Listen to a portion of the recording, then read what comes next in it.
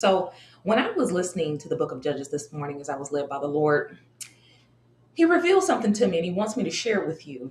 Now, the book of Judges is all about the children of Israel disobeying the Lord and then requiring leaders who are known as judges to guide them and lead them to victory and away from false worship, worshiping, false gods. Now, there's another message hidden inside of Judges, and it's using the least to glorify God and get the most. So some of you may be thinking, Lord, I only have a little. How do you plan on using $100 to, birth a ministry? Or how do you plan? I don't have any money for a flight. How am I going to get to the other side of town for the convention that I want to go to? Lord, I just have this one seed of an idea. How do you plan to create this large business idea or this stage that I want to build and regenerate my business? This is what I'm feeling. Someone wants to regenerate their brand.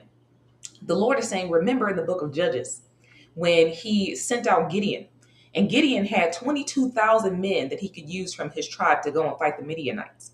But God said, reduce them, send the ones that want to go home back home. So about 10,000 men went home. Then the Lord said, no, that's too many. I won't get the glory, essentially. I want you to know that this is going to be easy and that you're going to win this battle by my means, not yours or not the men. So He said, send them to the water. Find out how many of them will kneel versus lapping up the water with their hands. And so this is one level of the least, right? He wanted the least soldiers so that he could do the most.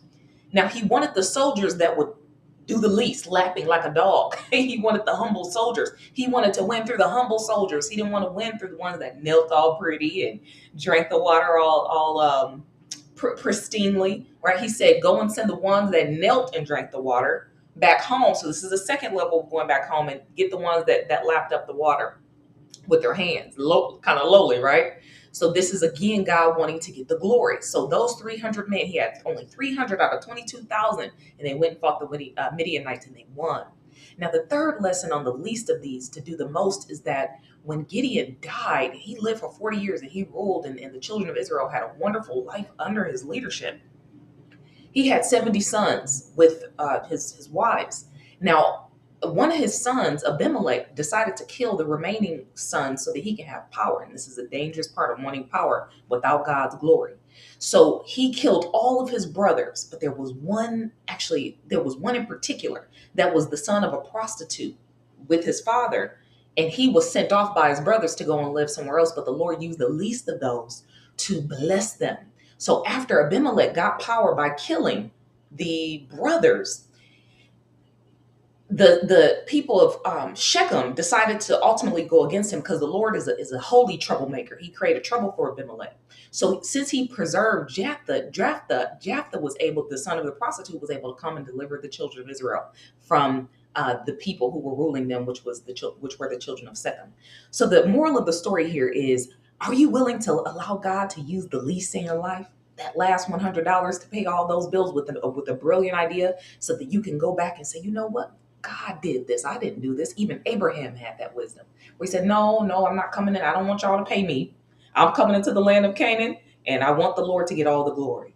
Okay, I can feel this deep in my bones. The Lord is saying, let Him use you, and you will win. And I'll see you for tomorrow's prophetic release. Good morning, everyone. Yay. I see you. All right. You just show some of these comments. You said true. Yeah. Yeah, Joshua. Good morning, Joshua. Good morning, Tay. All right, guys. I will see you tomorrow morning. Bye-bye.